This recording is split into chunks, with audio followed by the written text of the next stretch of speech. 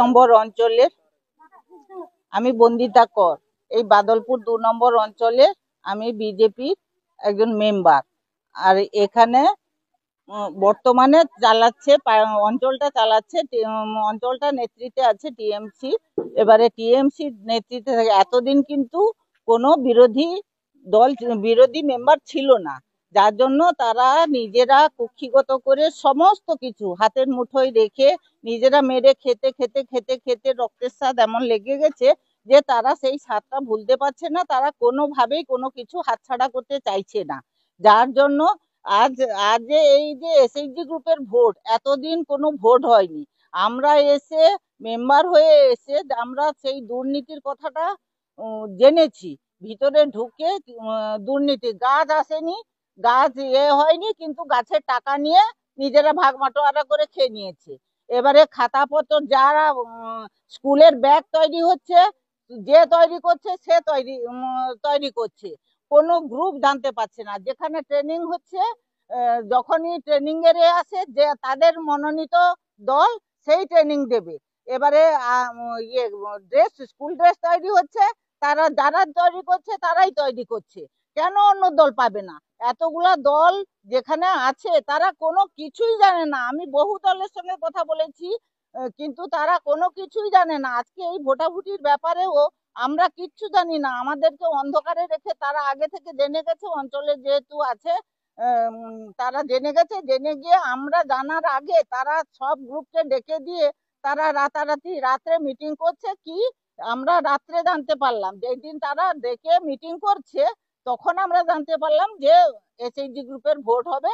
উপপ্রধান গিয়ে মিটিং করছে পাড়ায় গিয়ে।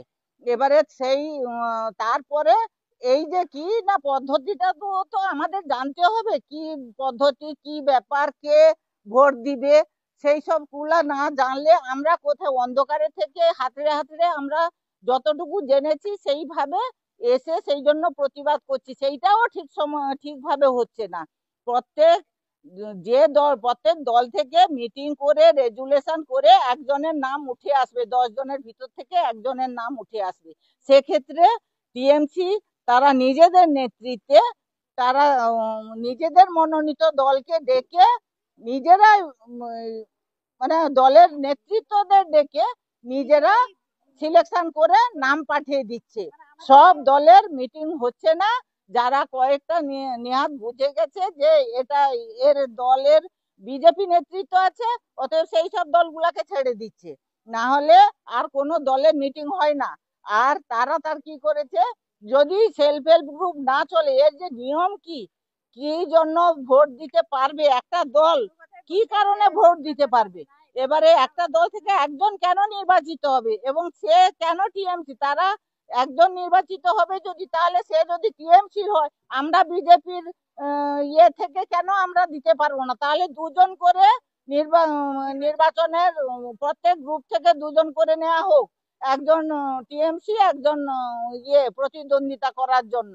আমি জানি না, আমি যেটা জানি সেই হিসাবে এসছি, সেইভাবে প্রসিডিওরে কাজ হচ্ছে না বলে আমি তার জন্য এদের নিয়ে আন্দোলন করছি। আরো তো মানে অনেক গ্রুপ আছে, তারা সাংসারিক কোনো কারণে আসতে পারেনি, কিন্তু তবুও অনেকে এসছে এইটার বিষয়ে প্রতিবাদ করার জন্য। আপনি কি উপনেতৃত্বকে জানাবেন আপনার দলে? হ্যাঁ, উপনেতৃত্বকে নিশ্চয়ই জানাবো। তাছাড়া যদি সঠিক প্রসিডিওর মেনটেন না করে ভোট হয়, ভোট হতে দেব না, আমরা মানবো না। সে ভোট আমরা বয়কট করব।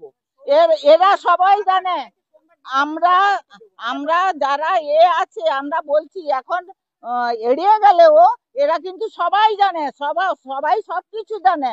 কারণ এরা এত বছর ধরে আছে, এত বছর ধরে সবকিছু করছে, দুর্নীতি করছে এরাই। অতএব খাতাপত্র কোথায় গেছে, কে কৈফিয়ত দিচ্ছে, এরা বলতে পারবে না?